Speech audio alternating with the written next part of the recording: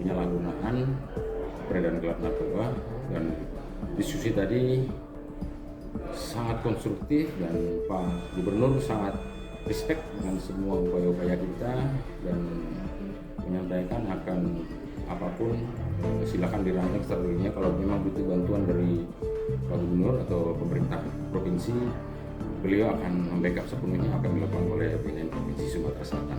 Kalau kita melihat peredaran narkoba di Sumsel sendiri seperti apa, Pak? Tadi Pak Gubernur juga bilang kita tidak usah melihat provinsi lain, tapi sekecil apapun prevalensi atau peredaran atau penyalahgunaan narkoba itu sesuatu hal yang biasa. Itu jangan kita anggap hal yang biasa. Itu adalah hal yang luar biasa dan itu merupakan keprihatinan. Kita harus meningkatkan sense of crisis kita, bahwa meskipun angkanya sedikit atau banyak, kalau ada penyalahgunaan narkoba, kalau ada peredaran gelap narkoba, itu hal yang luar biasa yang harus kita atasi sesegera mungkin.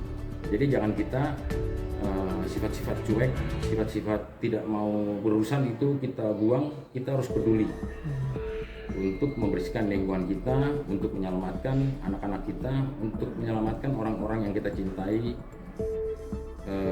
jatuh dalam penyalahgunaan ataupun peredaran gelap narkoba.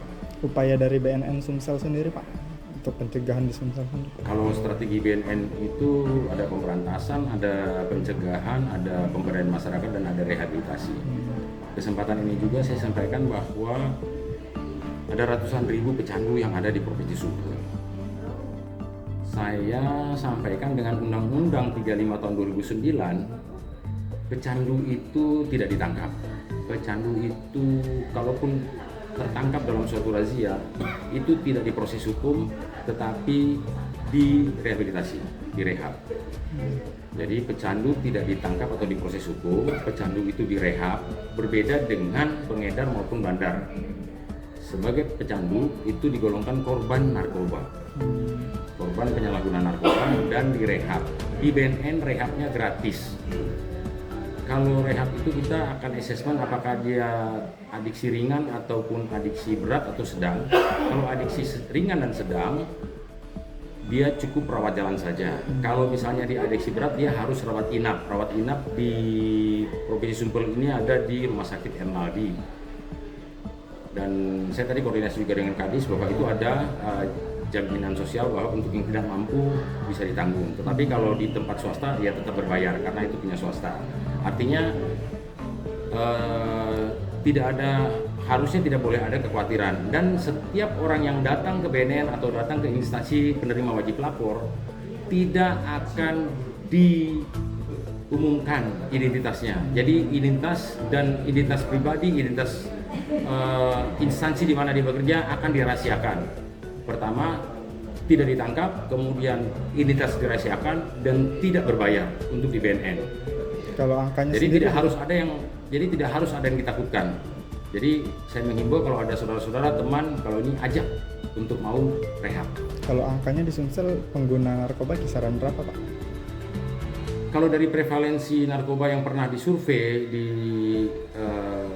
oleh BNN RI tahun 2019, kemudian rilisnya tahun 2020, prevalensi di Sumatera Selatan itu cukup tinggi, ada di 5%. Kalau kita lihat jumlah penduduk 8,7 juta pada tahun 2020, berarti kita berkisar antara 400.000 pemakai aktif narkoba yang ada di Sumatera Selatan.